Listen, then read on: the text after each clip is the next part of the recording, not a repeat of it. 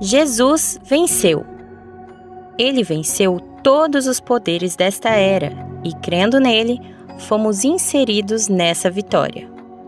No entanto, viver a vida diária é um desafio.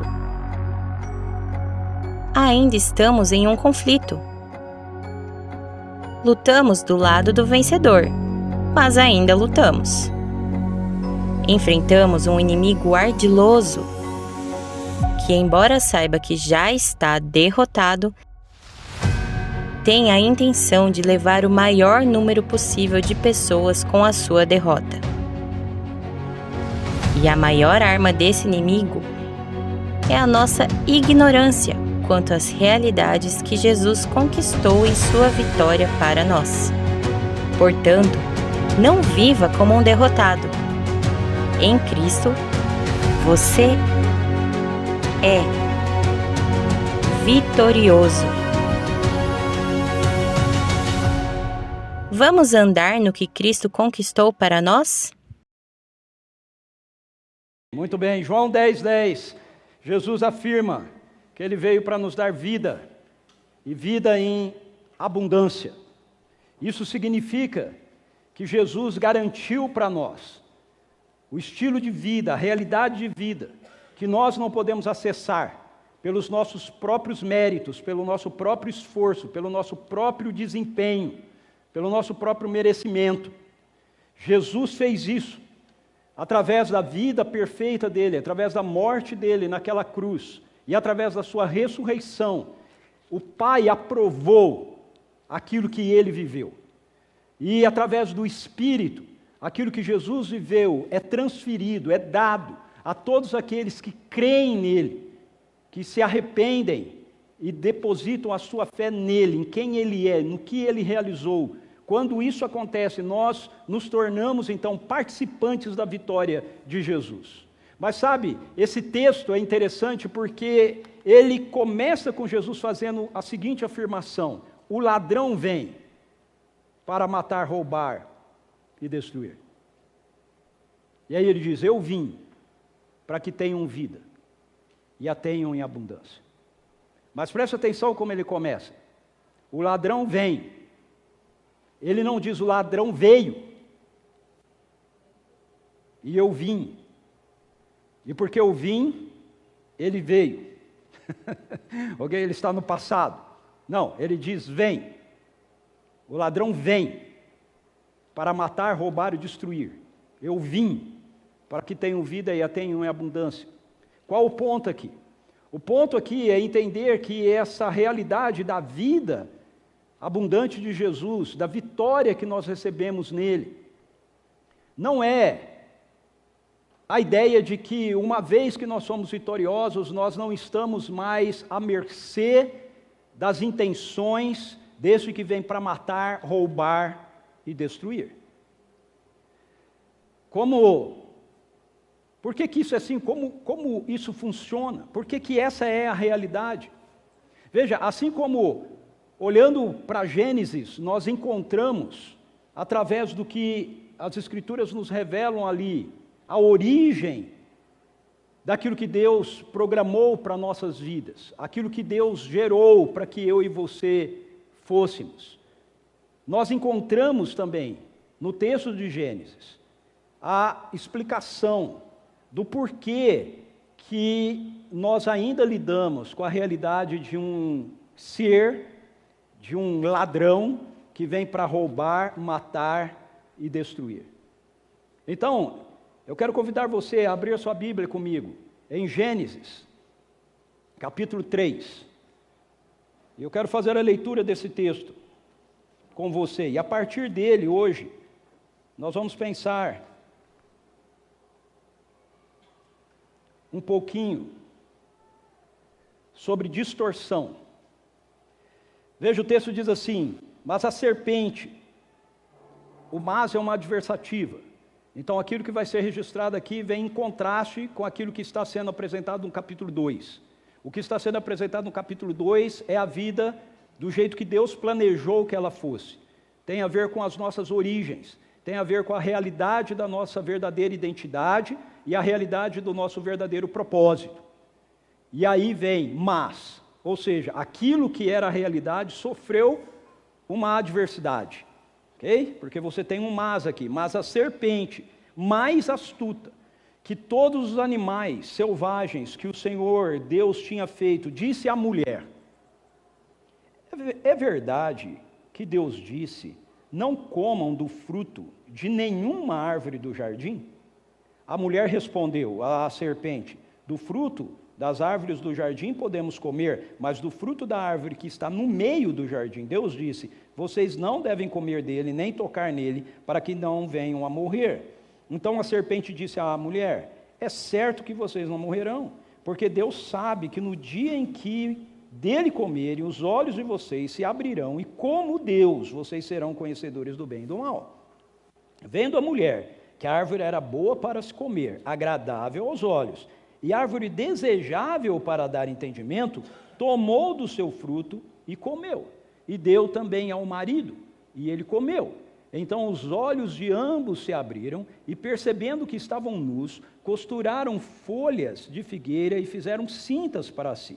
Ao ouvirem a voz do Senhor Deus, que estava no jardim, quando soprava o vento suave da tarde, o homem e a sua mulher se esconderam da presença do Senhor Deus, entre as árvores do jardim. E o Senhor Deus chamou o homem e lhe perguntou: onde você está?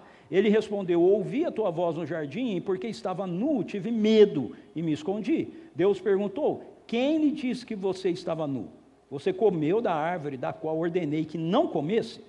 Então o homem disse: a mulher que me deste para estar comigo, ela me deu da árvore e eu comi. Então o Senhor Deus disse à mulher: que é isso que você fez? A mulher respondeu: a serpente me enganou e eu comi.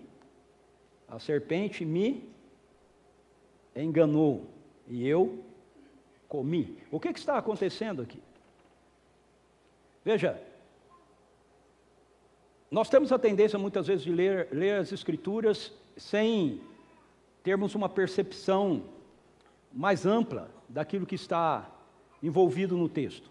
Eu não sei você, mas por muito tempo, a minha leitura desse texto, de Gênesis capítulo 1 até o capítulo 3, principalmente capítulo 1 e capítulo 2, em especial o capítulo 2, sempre foi assim. Deus criou o homem, depois ele cria a mulher, e aí ele faz o casamento, e aí no dia seguinte eles comem da árvore do conhecimento do bem e do mal.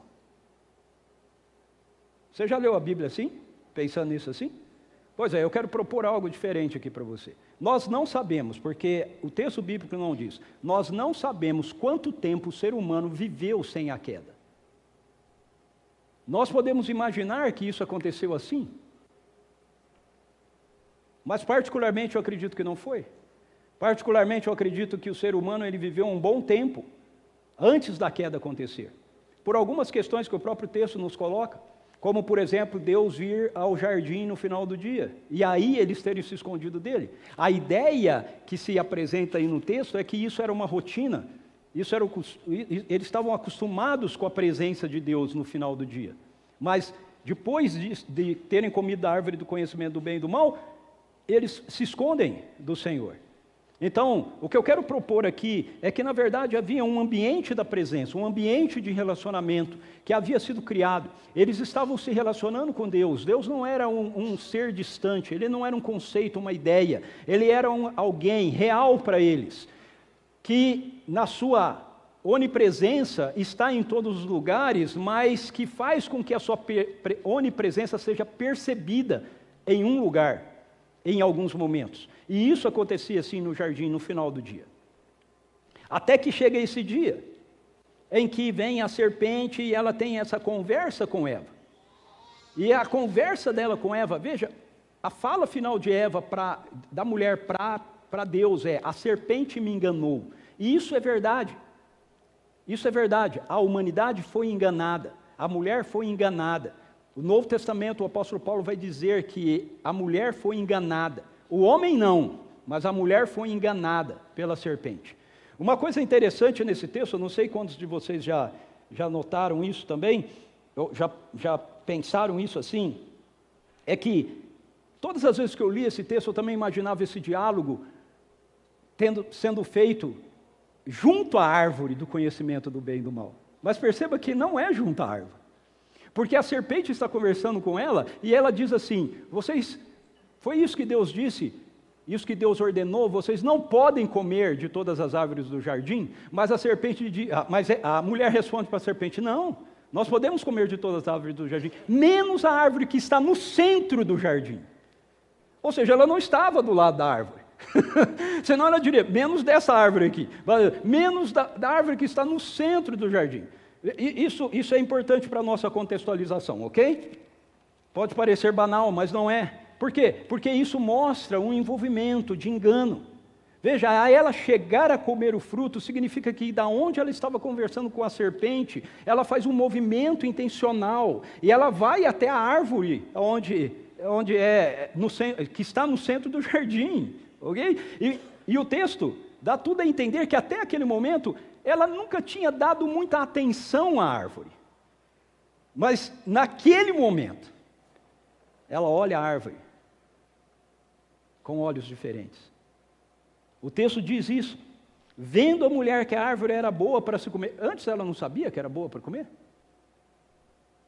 Vendo a mulher que a árvore era boa para comer, que era agradável aos olhos, desejável para dar entendimento. Percebe? Todas essas coisas estão envolvidas numa perspectiva de que o engano que a serpente traz desperta a mente da mulher para olhar para a árvore de uma maneira que ela nunca tinha olhado antes. Para observar a árvore de um jeito que ela nunca tinha observado antes. Para a gente andar na vitória que Jesus conquistou para nós, é necessário que a gente entenda as maneiras que a serpente, que Satanás, o diabo, o inimigo, use o termo que você quiser usar, se utiliza para nos roubar o que Jesus nos deu. Nós precisamos entender isso, porque Deus, preste muita atenção nisso, você precisa entender isso, nós precisamos entender isso, porque Deus decidiu trabalhar por meio de nós, e não apenas para nós. Muitas pessoas, às vezes, não conseguem entender essa perspectiva. Elas pensam assim: por que Deus não faz as coisas na minha vida? Por que Ele não tira essa situação da minha vida? Por que Ele não me liberta dessa realidade de tentação, ou desse pecado, ou disso? Por que Ele não simplesmente não faz isso? Ele não faz porque Ele faz com você, e não para você. Ele quer a sua parceria nisso. Entende? Ele quer a sua parceria nisso. Porque isso tem a ver com amadurecimento. Nós queremos que os nossos filhos amadureçam. Quando os nossos filhos são pequenininhos, nós fazemos as coisas por eles. Mas nós não queremos ficar fazendo as coisas pelos nossos filhos o resto da vida. Nós queremos que eles amadureçam. E nós queremos que eles aprendam a fazer aquilo que nós estamos fazendo por ele. Quando eles são pequenos, nós damos o alimento na boca deles. Mas nós ensinamos eles a comerem. Nós continuamos fazendo com eles. Você faz a comida, você serve para o seu filho, o alimento e etc. Ok? Mas agora você quer que ele esteja comendo, ele esteja pegando a colher, ele esteja levando a boca. Muitas vezes nós temos uma expectativa com relação a essa questão de andar na vitória de Jesus, como se nós fôssemos passivos nisso. A vitória de Jesus, então essa vitória precisa ser aplicada na minha vida, independentemente de qualquer coisa que eu faça. Mas veja, não é assim, porque Deus não trabalha apenas para nós. Eu estou dizendo apenas porque tem textos na Bíblia que diz que não existe Deus como Deus de Israel, que trabalha para os seus, ok? Em favor dos seus. Eu quero esclarecer isso aqui, porque hoje tem os teólogos de plantão na internet, que não conhecem nada de Bíblia, e depois fica falando que a gente falou heresia, onde já se viu, está falando que Deus trabalha para o ser humano. Sim, ele tem texto na Bíblia que Deus diz que ele trabalha para o seu povo, mas a intenção de Deus é trabalhar conosco, junto de nós. Então nós precisamos compreender isso. Nós precisamos entrar, em outras palavras, em parceria diária com o Senhor, para que possamos andar na vitória que Jesus conquistou para nós. Veja, Ele conquistou a vitória. O problema não está do lado de Jesus. Ele conquistou a vitória. A questão está do nosso lado. Nós precisamos andar em parceria com Ele. Nós precisamos nos submeter a Ele diariamente. Diariamente nós precisamos escolher parceria com Ele para que a gente possa andar na vitória que Ele conquistou para nós. Então, diante disso, nós veremos que Satanás, ele só tem duas formas de fazer isso, duas formas de roubar, ok? A vitória que Jesus conquistou para nós, das nossas vidas. Uma delas é o engano. A outra é a tentação. E hoje, eu quero tratar com você sobre o engano. Hoje eu quero tratar com você sobre o engano. Vamos voltar um pouquinho no texto de Gênesis 3, a primeira parte, 1 a 4. Mas a serpente, a mais astuta de todos os animais selvagens que o Senhor Deus tinha feito, disse à mulher: é verdade que Deus disse: não comam do fruto de nenhuma árvore do jardim? É verdade que Deus disse? A mulher respondeu: do fruto das árvores do jardim podemos comer, mas do fruto da árvore que está no meio do jardim, Deus disse: vocês não devem comer dele, nem tocar nele, para que não venham a morrer. Então a serpente disse à mulher: é certo que vocês não morrerão, porque Deus sabe que no dia em que dele comerem, os olhos de vocês se abrirão, e como Deus, vocês serão conhecedores do bem e do mal. O que está acontecendo aqui? Veja, a serpente, ela vem questionando o caráter de Deus para a mulher. Ela vem dizendo: é verdade que Deus é um egoísta? É isso que ela vem falando. Não é verdade que Deus é um egoísta? Ele disse para vocês que vocês não podem comer de nenhuma das árvores do jardim. Deus tinha dito isso? Não. Mas perceba o processo do engano. O engano, ele se dá não através da afirmação do que seja verdade, mas da construção de uma mentira como se fosse verdade. Porque ela vem assim: é verdade que Deus disse? Questiona então, primeiramente, a generosidade de Deus. Porque a verdade é que Deus havia colocado todas, capítulo 2, ele havia colocado todas aquelas árvores no jardim, e ele havia dito assim para o ser humano: vocês podem comer de todas as árvores do jardim, menos dessa que é a árvore do conhecimento do bem e do mal. É interessante, ele não começa dizendo assim: plantou todas as árvores do jardim, vocês não podem comer dessa árvore. O texto diz que ele chama o ser humano e ele diz: vocês podem comer de todas as árvores do jardim, menos dessa. O engano se dá assim, com o diabo, com o inimigo, vindo a nós, semeando no nosso coração conceitos mentirosos como se fossem verdade. Na maioria das vezes afirmando perspectivas que nos confundem.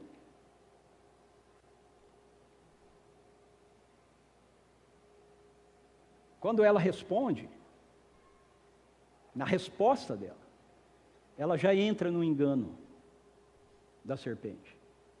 Por quê? Porque ela responde assim: não, nós podemos comer de todas as árvores do jardim, menos a que está no centro do jardim. Nessa nós não podemos nem tocar e comer dele. Mas a questão é, Deus não disse que não podia tocar. Deus disse que era para não comer. Ele não disse que não era para tocar. Sabe, tem coisas nas escrituras que a gente lê que parece bobeira, mas elas não são bobeiras. As escrituras são inspiradas por Deus, ok? E tudo que está ali com um propósito. Tem uma razão de ser. Então não é à toa. Tanto faz se ela falasse: Ricardo, não pode comer, e não falasse no tocar, daria na mesma. Não daria na mesma. Sabe por quê? Porque o processo do engano na queda se dá exatamente assim. Porque ela acrescentou algo à palavra de Deus, aquilo que foi acrescentado à palavra de Deus alimentou o engano que a serpente semeou no coração dela ou na mente dela. Como a gente sabe isso? Porque o texto diz para a gente que ela olhou para a árvore e ela viu que a árvore era boa para se comer, agradável aos olhos e desejável para dar entendimento. Aí vem outro detalhe, que não precisava estar aqui, mas está aqui. Diz assim, tomou do seu fruto e comeu. Quantos aqui entendem que não faz falta nenhuma o tomou aqui? Tomou, não faz falta nenhum tomou aqui. Veja, eu vou ler sem o tomou. Vendo a mulher que a árvore era boa para comer, agradável aos olhos e desejável para ter entendimento, comeu no seu fruto. Percebe? Mas o tomou faz toda a diferença aqui. Por quê? Porque ele está atrelado àquilo que ela acrescentou à palavra. Ela disse algo como resposta para a serpente que Deus não havia dito, que não era a palavra de Deus. Deus disse, não podemos nem tocar nele, não tocar, não comer.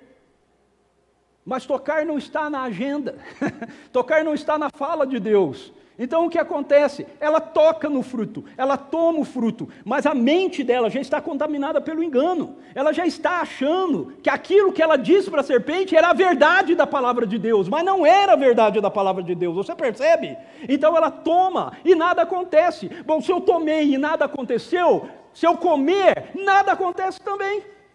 Mas ela toma do fruto. E nada acontece, porque não era para acontecer mesmo, Deus não disse que não podia tocar no fruto, e aí ela come do fruto, e quando ela come do fruto, e ela entrega o fruto para o seu marido, e ele come do fruto, não só toca no fruto, come do fruto, a rebelião entra, a queda entra, o caos entra na história.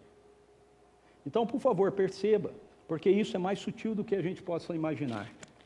Ainda mais nos dias que nós estamos vivendo hoje, onde nós temos muito teólogo de internet, muitas frases sendo escritas dizendo, porque Calvino disse, porque Lutero disse, porque fulano de tal disse, porque ciclano disse, porque a Bíblia disse, mas não disse.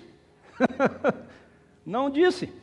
E quando você acrescenta algo ao que Deus não disse, você já comprou o engano da serpente. Já comprou o engano da serpente. Ela questiona a generosidade de Deus, mas ela também questiona a autenticidade de Deus. Porque quando Eva responde, a mulher responde, se comermos, morreremos, a serpente diz, isso não é assim. Isso não é assim. É certo, verso 4, então a serpente disse à mulher, é certo que vocês não morrerão. Antes Eva tinha uma palavra, a mulher, a humanidade tinha uma palavra, a palavra do Senhor, a palavra que vem da boca de Deus. Agora há duas palavras. Aquilo que Deus disse não é assim. Não é certo. É certo que se vocês comerem não morrerão. Quem está falando a verdade? Quem está mentindo? Porque a Bíblia diz, mas isso não é bem assim. Porque as Escrituras dizem, mas não é bem isso que Deus quis dizer. Quem está falando a verdade? As Escrituras ou aquilo que alguns dizem, não ser do jeito que as Escrituras estão dizendo. Não é meramente uma questão de, escolha do que eu acho mais certo. É uma questão de questionamento quanto ao caráter de Deus. Porque, meu querido e minha querida, se esse livro, ele não é aquilo que ele diz que ele é, então Deus é um mentiroso. Ele é um mentiroso. Se esse livro não é a palavra de Deus, então ele está nos enganando. É isso que a serpente está dizendo para Eva. É isso que ela está dizendo para a mulher. E aí o que a mulher faz? Ela prova. Ao provar, ela entra no argumento da serpente. E por que ela prova? Porque na verdade ela tinha, apesar de Deus se encontrar com ela todos os dias no jardim, eu não tenho como provar quantos dias, quanto tempo, ok? Mas ela tinha uma ignorância quanto à pessoa de Deus, quanto à sua natureza inerrante, quanto à sua natureza verdadeira. Veja só o que esse texto de Oséias nos diz.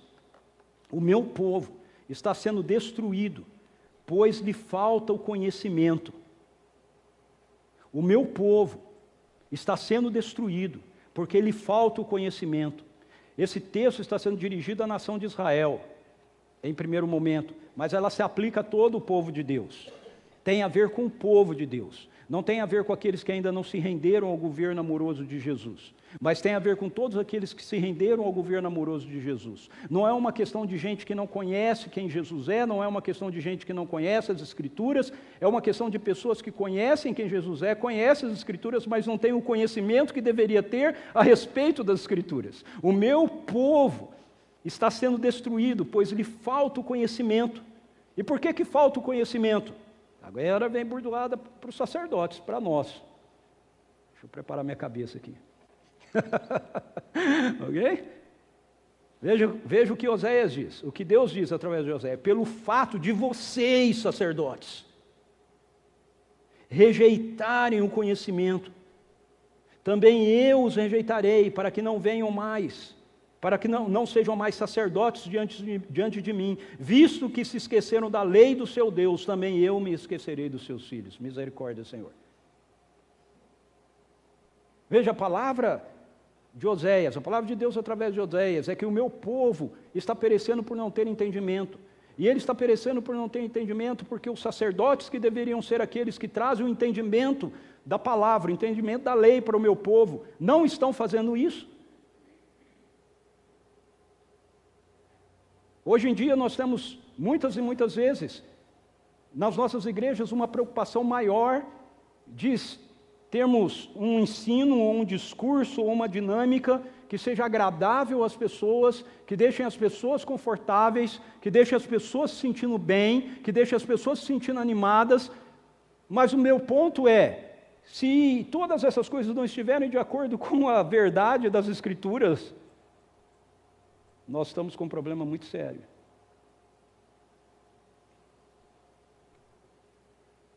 Há uma responsabilidade muito grande sobre aqueles que vêm aqui e fazem o que eu estou fazendo. Meu povo perece por falta de conhecimento.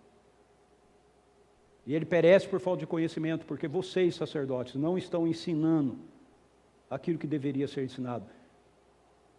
Eu quero chegar diante de Deus sem esse ônus na minha conta. Por isso eu ensino o que precisa ser ensinado. Mesmo que muitas vezes seja difícil de ser ensinado. Mesmo que muitas vezes eu tenha aquela sensação de pensar, depois desse domingo, depois dessa pregação, eu vou perder algumas pessoas na igreja. Vão procurar outro lugar. Mas você vê o peso que isso é. Agora, deixe-me aliviar um pouco o peso de mim e jogar em cima de vocês, ok? Porque ele diz assim, vocês sacerdotes rejeitaram o conhecimento, também eu os rejeitarei para que não sejam mais sacerdotes diante de mim. Não sacerdote diante das pessoas, mas sacerdote diante de mim. E o Novo Testamento tornou-nos uma nação de sacerdotes. Então essa palavra recai como um peso de responsabilidade sobre a minha vida, mas também recai como um peso de responsabilidade sobre a sua vida, porque você também é um sacerdote diante do Senhor. Você tem uma esfera de sacerdócio. Todos nós, como povo de Deus, temos uma esfera de sacerdócio diante do Senhor. Esse é o nosso chamado. Todos nós somos uma nação santa, um sacerdócio real. E nós podemos cair no engano do inimigo, porque nos falta conhecimento. A ignorância da palavra de Deus é o primeiro passo, meus queridos e queridas, para que Satanás possa roubar de nós a vitória que nós temos em Cristo. A mulher ignora o que Deus havia dito. Ela acrescenta algo. Ela ignora quem Ele é. Ignora o fato de que Ele havia dito: façamos o homem, o ser humano, a nossa imagem e a nossa semelhança. Tudo isso está nas Escrituras. Mas isso foi ignorado. Veja, a mulher podia ter virado para a serpente e falar assim: como assim seremos como Deus? Ele nos criou como Ele.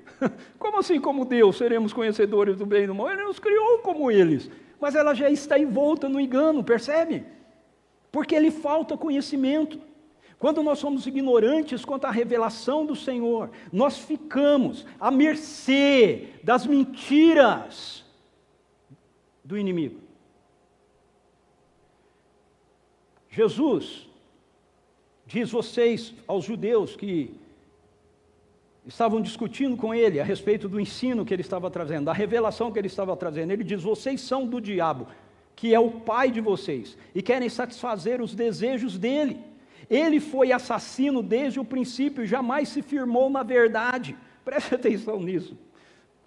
Pelo amor de Deus. Jamais se firmou na verdade, porque nele não há verdade. Quando ele profere mentira, fala do que lhe é próprio, porque é mentiroso e pai da mentira. Você entende isso? Ele jamais se firmou na verdade. Não há verdade nele. Então a gente ouve um monte de coisas aí da nossa sociedade, das ideologias e etc, dizendo: ah, mas isso aqui é verdade. Não, se vem do diabo, não é verdade, meu querido. Não é verdade. Parece verdade, mas não é verdade. É engano. Se não está alinhado aquilo que a revelação de Deus na sua palavra traz para nós, é engano. Ah, mas foi o teólogo fulano de tal que disse. Então o teólogo fulano de tal que disse, se não está de acordo com aquilo que as Escrituras diz, é um engano. Não importa quem foi que disse. O apóstolo Paulo vai chegar a falar isso com relação a ele mesmo. Ele diz assim em 1 Coríntios capítulo 1, verso 18 em diante: se alguém, em Gálatas capítulo 1, ele diz: se alguém pregar um outro evangelho, que seja diferente desse que vos anuncio, que vos anunciamos, que seja anátema, que seja maldito, ainda que seja um anjo, ele diz, ainda que seja eu. Ok? Então, por favor, lembre-se disso. Eu falo muitas vezes isso aqui na nossa comunidade. O dia que eu ensinar qualquer coisa que não estiver em alinhamento com aquilo que eu escrevi, veja, por favor, entenda isso, pode não estar em alinhamento com a interpretação teológica, ok? De alguém. A questão é, está em alinhamento com as Escrituras? O dia que eu ensinar alguma coisa que não estiver em alinhamento com esse livro, não me ouçam, ainda que seja eu pregando. Que abuso, né? Que arrogância da minha parte agora, né? Me comparar com o apóstolo Paulo. Me perdoe, mas é apenas para frisar o que eu estou querendo dizer, entende? Não importa quem é, não importa que seja o pregador mais fantástico que você já ouviu na sua vida. Quando nós nos desviamos disso, nós estamos complicados. E nós temos, infelizmente, hoje muitas pessoas que já pregaram de forma maravilhosa a palavra do Senhor e se desviaram disso, distorceram as Escrituras. Eu tive o privilégio, eu e Suzy, de estarmos debaixo, e outros aqui, debaixo da graça de um homem que foi um pastor presbiteriano muito usado por Deus na década de 80. Mas ele se desviou da verdade. E o que ele fala hoje não deve ser ouvido. Nós temos outras pessoas assim, porque é engano. O diabo é especialista em mentira. Então Jesus deixa claro que a maneira de nós vencermos os enganos do maligno É tendo conhecimento e alinhamento com a verdade que Ele revela. Ele revela. Veja só o que ele diz em João 8, 31 e 32. Então Jesus disse aos judeus que haviam crido nele. Esses judeus que haviam crido nele, os que do verso 44 ele está chamando de filho do diabo. Ok? Então, eu acredito em Jesus. Mas Ricardo, o fulano acredita em Jesus. Então, esses aqui acreditavam em Jesus também.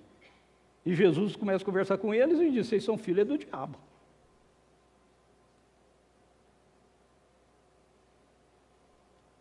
Então disse Jesus aos judeus que haviam crido nele: se vocês permanecerem na minha palavra, são verdadeiramente meus discípulos. Conhecerão a verdade e a verdade lhes libertará. Dois pontos aqui. Primeiro, a fé é o início, a permanência é a consolidação. Aquela igreja não entendeu, eu vou falar com essa igreja. A fé é o início, a permanência é a consolidação. Amém, aleluia. Veja, muitas vezes a gente se limita à ideia de que basta crer. Não basta. Não basta. Você tem uma parábola que Jesus conta dos 4 solos. 3 deles, a palavra cai e eles creem. Mas a palavra não permanece. Então não é meramente uma questão de que eu creio. É uma questão, eu permaneço naquilo que eu recebi, eu permaneço naquilo que eu creio. Esse é o primeiro ponto. Segundo ponto, conhecereis a verdade e a verdade vos libertará. A pergunta é, que verdade? E a resposta é, a que Jesus está dizendo. A verdade que Jesus está dizendo. Esse versículo tem sido usado muitas vezes, em muitos contextos diferentes, como campanha. Não só política, campanhas políticas e campanhas ideológicas. Conhecereis a verdade e a verdade vos libertará. Mas veja, a verdade que te liberta é a verdade que é dita por Jesus. Não é qualquer verdade que te liberta. É a verdade dita por Jesus, a verdade que te liberta. Por quê? Porque Ele é a verdade. Perceba que a forma do maligno nos vencer, portanto, com o engano, é aquilo que nós acolhemos na nossa mente. A serpente conversando com Eva, conversando com a mulher, ela depositou uma sementinha na mente de Eva, na mente da mulher. Ela acolheu aquela semente. Então aquilo que você acolhe na sua mente é o que vai determinar o engano no seu coração. O padrão dos nossos pensamentos nos conduz. Por isso a palavra de Deus diz que a nossa mente precisa ser continuamente renovada. O apóstolo Paulo diz para a gente em Romanos 12:2, não vivam conforme os padrões deste mundo. Veja, ele está falando comigo, com você, ele está falando com a igreja, não está falando com pessoas que não têm conhecimento das Escrituras. Ele está falando com pessoas que têm. O que significa que eu posso ter conhecimento das Escrituras e ainda assim viver de conformidade com o padrão desse mundo. Mas ele diz, não vivam conforme os padrões desse mundo, mas deixem-se que Deus os transforme pela renovação da mente, para que possam experimentar qual seja a boa, agradável e perfeita vontade de Deus. O que Deus quer que você experimente, o que eu experimento, é a vitória que Ele conquistou para nós em Cristo Jesus, boa, perfeita, agradável. Essa é a vontade dEle. Mas veja, para que essa vontade dEle, que Ele conquistou, possa ser experimentada por mim e por você, nós temos que deixar. É o que o texto diz. Deixe que Ele renove a mente de vocês. Por quê? Novamente, porque Deus trabalha em parceria. Ele é Deus. Se Ele quisesse te obrigar a fazer aquilo que Ele quer, Ele te obrigaria. Há textos nas Escrituras que mostram isso para a gente. Está vindo um aqui na minha mente, não estava aí nas minhas anotações, mas está vendo um aqui. Certa vez Saul, ele vai perseguir Samuel e Davi. Ele chega na casa dos profetas em Betel, o texto bíblico diz que o Espírito, Saul está lá, vem todo pomposo, armado e tudo mais. O Espírito do Senhor vem sobre ele. E Saul arranca a roupa. Olha a cena, o rei fica peladão, ok? E aí ele deita no chão e ele fica profetizando, 3 dias. 3 dias, pelado, profetizando. Por quê? O Espírito do Senhor fez ele fazer aquilo. Mas veja, isso é exceção. não é a regra. A regra é que o Espírito do Senhor move em você e você responde a Ele. E se você responde a Ele, Ele move mais um pouco e você responde a Ele. É parceria, é cooperação. Não vivo, é uma decisão que eu tomo, de acordo com os padrões. Deixe que Deus transforme. Eu digo, Senhor, eu me submeto àquilo que a Tua palavra está me dizendo. Satanás, ele tenta estabelecer padrões em nossos pensamentos, que são contrários à palavra de Deus. Ele anseia que através desses padrões, que são acolhidos por nós tenhamos a nossa mente, os nossos pensamentos, a nossa vida aprisionada em uma fortaleza, através de suas mentiras. É o que o texto que Paulo escreve para nós em 2 Coríntios 10, 3-5 diz, olha só, ele diz, porque embora andemos na carne, não lutamos segundo a carne, porque as armas da nossa luta não são carnais, mas poderosas em Deus, para destruir, o quê? Destruir, deixa eu ouvir, fortalezas, diga, destruir fortalezas.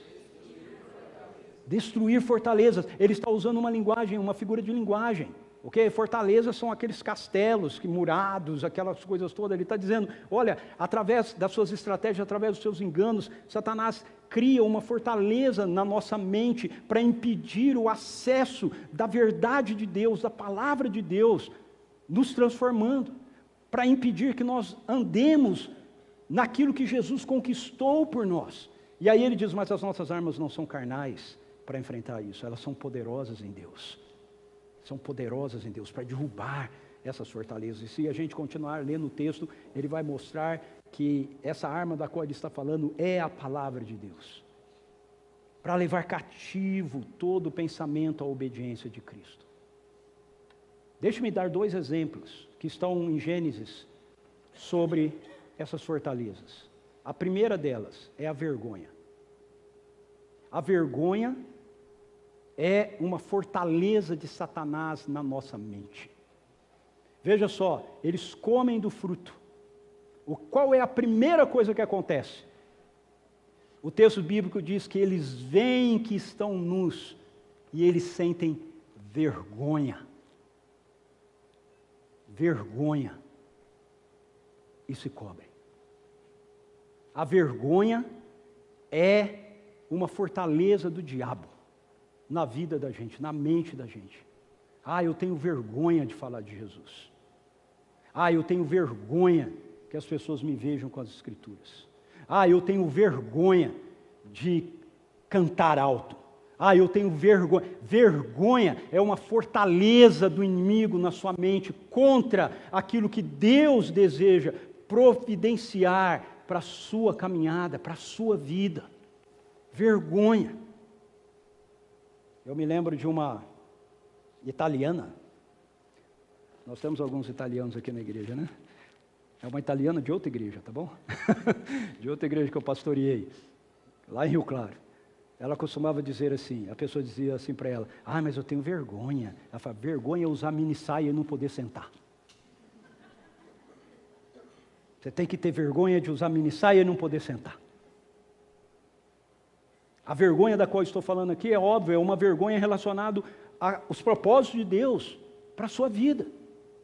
Não há vergonha nenhuma em nós sermos autênticos, não há vergonha nenhuma em sermos íntegros, não há vergonha nenhuma em sermos honestos, não há vergonha nenhuma em trabalharmos duro, não há vergonha nenhuma em amar e ser fiel ao nosso cônjuge, não há vergonha nenhuma de nós educarmos os nossos filhos nos caminhos do Senhor, não há vergonha nessas coisas. Não deveria haver, mas as Escrituras mostram isso, pois as Escrituras mostram isso para a gente. Mas Satanás, através de vários princípios do mundo que nós permitimos ir entrando na nossa mente, através de conversas com amigos que não seguem os caminhos de Deus, através de séries, através de novelas e através de N coisas, nós começamos a ter a nossa mente uma fortaleza em relação àquilo que para nós deveria ser orgulho e não vergonha. Eu tenho orgulho de ser chamado de seguidor de Jesus, de filho de Deus. Não vergonha. Eu tenho orgulho de dizer para as pessoas, eu sou um seguidor de Jesus. Eu posso orar por você? Não vergonha. Segunda fortaleza, segundo exemplo, é o medo. Primeiro, a vergonha. Segundo, o medo. O que acontece quando eles ouvem a voz do Senhor no jardim? Eles se escondem da presença. Nós fomos criados para a presença. Nós fomos criados para ter satisfação na presença. Ok? Não há satisfação maior para a vida de um ser humano do que quando você experimenta a presença. Fomos criados para isso. Assim vai ser toda a nossa eternidade. O céu é céu, ok? E a eternidade do lado de lá vai ser tão boa, porque nós vamos experimentar a presença o tempo todo. É por isso, só por isso, tá? Não é por causa de rua de ouro, nada disso. É por causa da presença dele. Aquilo que sabe que você experimenta de vez em quando, uma ou outra vez. Eu tenho experiências com Deus que não são lícitas compartilhar. É verdade, sabe? Porque são muito íntimas, muito poderosas. E algumas delas eu fico assim, Senhor, o Senhor podia me dar isso de novo. Deus, sabe, mas foi uma vez. Eu nunca mais tive. Mas ficou impregnado aqui de uma forma que a minha expectativa por aquilo se repetir. E o céu vai ser assim. Você vai estar o tempo todo na presença dele. Meu Deus, ok. Mata o coelho, não é sobre o céu, vamos voltar para cá. Oh, meu Deus, me ajude, Espírito Santo. O que eu estava falando mesmo? Medo. Muito bem. Eles se escondem na presença. Aí quando Deus chama a humanidade, homem, onde está? Eles dizem, porque estávamos nos sentimos medo e nos escondemos.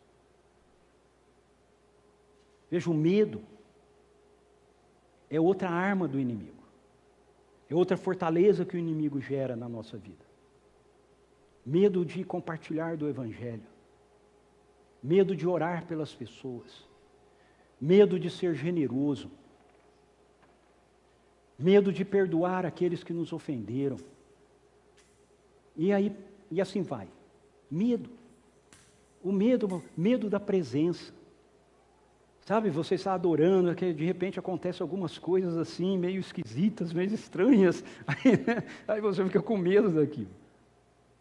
E muitas vezes aqui a gente quer justificar nosso medo.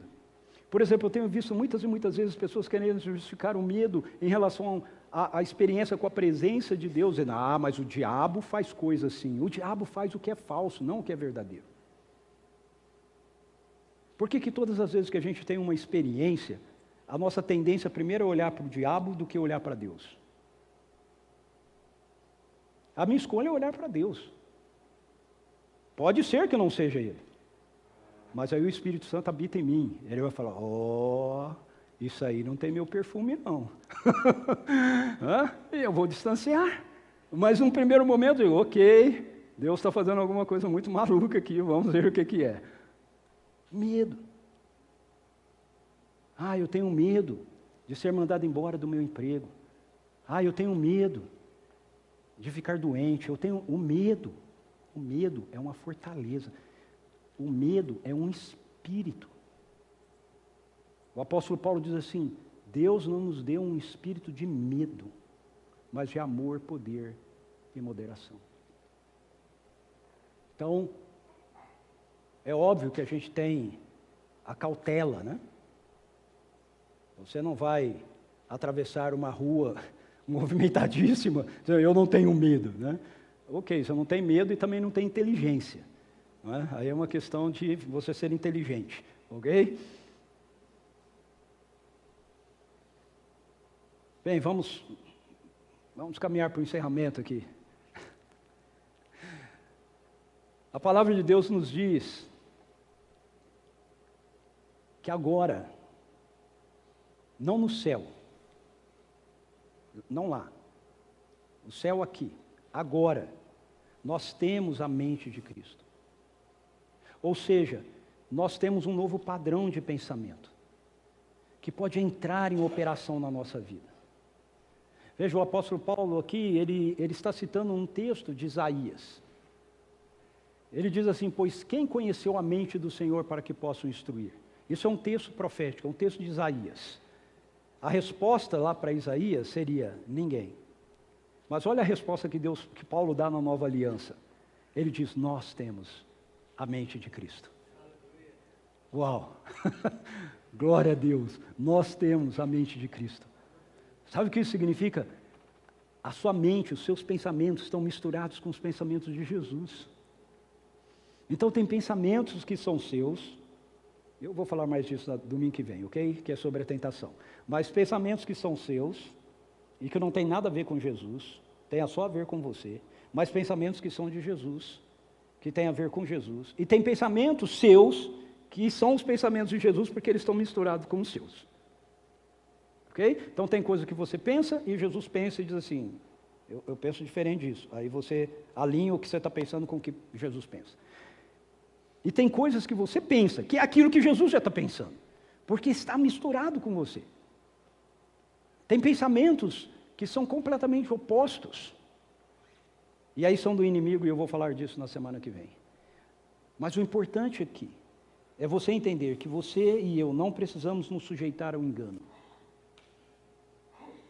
Nós andamos na vitória de Cristo, porque nós podemos pensar com a mente de Jesus. O ponto que nós precisamos entender aqui é que a nossa mente é esse campo de batalha. Sabe isso que acontece no jardim, entre a serpente e a mulher? Agora acontece na sua mente.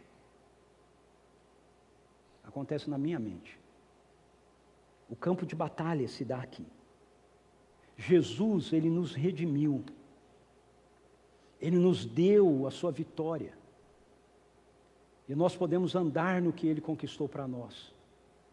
Mas isso não funciona no piloto automático. Ok? Não funciona no piloto automático.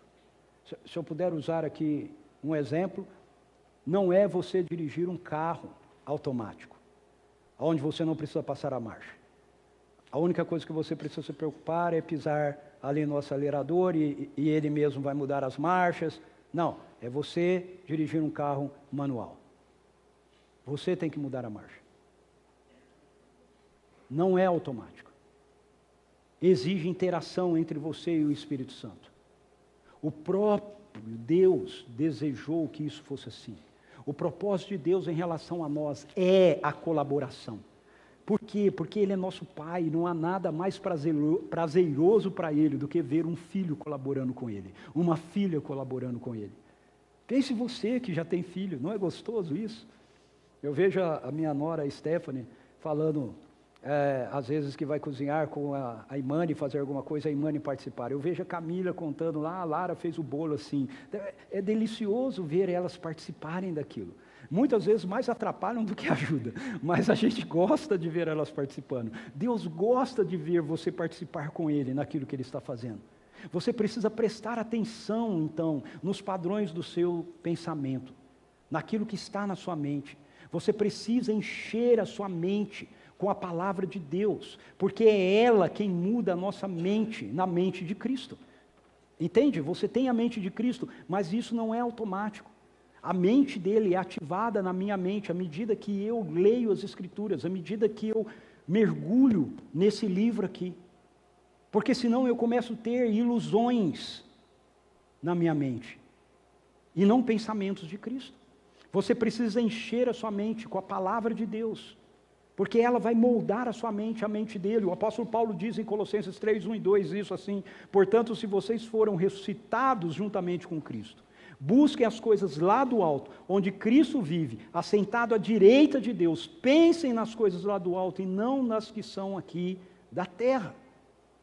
Você pode pensar como Jesus pensa.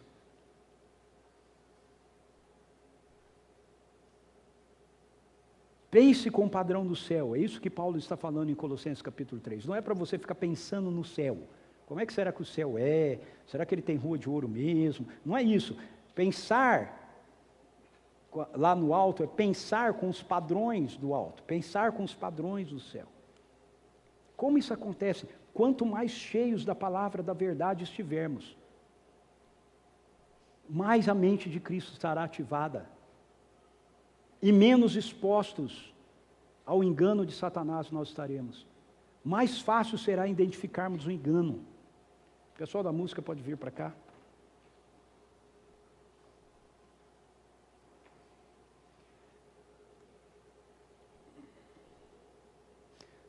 Uma das ciladas do inimigo para nos manter no engano é nos convencer que a gente precisa conhecer o outro lado. A gente precisa conhecer o engano. A gente precisa conhecer o falso. Entende? Você precisa conhecer o que, sei lá, qualquer ideologia, segmento pensa. Não. A melhor maneira de você evitar o engano é você se aprofundar na verdade. Conhecereis a verdade vos libertará. É o conhecimento da verdade que me liberta. Não é quanto eu sei do engano que me livra. É quanto eu sei da verdade que me livra. Todos aqui já devem conhecer aquele exemplo sobre o pessoal lá dos Estados Unidos, da casa de moeda, que é ensinado, né, a estudar tanto as notas verdadeiras, que quando chega uma nota falsa, ele é capaz de identificá-la. Por quê? Não foi porque ele ficou estudando como é a nota falsa, mas porque ele se especializou na nota verdadeira. Então, essa manhã, o Espírito Santo de Deus chama a mim e a você que está em casa, a aprofundarmos a nossa vida nessa verdade. Todos os dias, mais e mais, permitir que ela entre em nós, que ela tome, ela encharque a nossa mente. Porque quanto mais nós conhecermos da verdade que é Jesus, que nos liberta, mais fácil vai ser identificar o engano, a sutileza do engano que o inimigo traz até nós. Todos os dias nós precisamos imergir a nossa mente na palavra de Deus. Todos os dias. Lembre-se disso. Aquilo que alimentamos a nossa mente é o que vai determinar as nossas ações. Aquilo que nós alimentamos na nossa mente é o que vai determinar as nossas ações. Se você alimenta a sua mente o tempo todo com violência, as suas ações serão de violência. Se você alimenta a sua mente o tempo todo com lascívia, as suas ações serão de lascívia, luxúria. Se você alimenta a sua mente o tempo todo com rancor, suas ações serão rancorosas. Mas se você alimenta a sua mente o tempo todo com as Escrituras, com a palavra de Deus, com a verdade dEle, com o amor dEle, com a bondade dEle, com a mansidão dEle, com a misericórdia dEle, com a paz dEle, com a longanimidade dEle, com todas essas realidades que vêm dEle, é isso que vai fluir de você. Não é uma questão de esforço, vai fluir, é assim, vai acontecer. Você vai se surpreender, você vai olhar e falar, como assim? Um ano atrás eu estaria correndo atrás do cara que me fechou e colando nele, metendo a buzina, mas agora eu disse, vai, Deus te abençoe, vai, está com pressa, vai. E aí você olha e fala, como isso aconteceu? Porque não é através do seu esforço, do seu desempenho, é através da sua rendição. Ele já venceu, apenas ande naquilo que Ele conquistou para você. Fique em pé, vamos adorá-lo e vamos encerrar em nome de Jesus.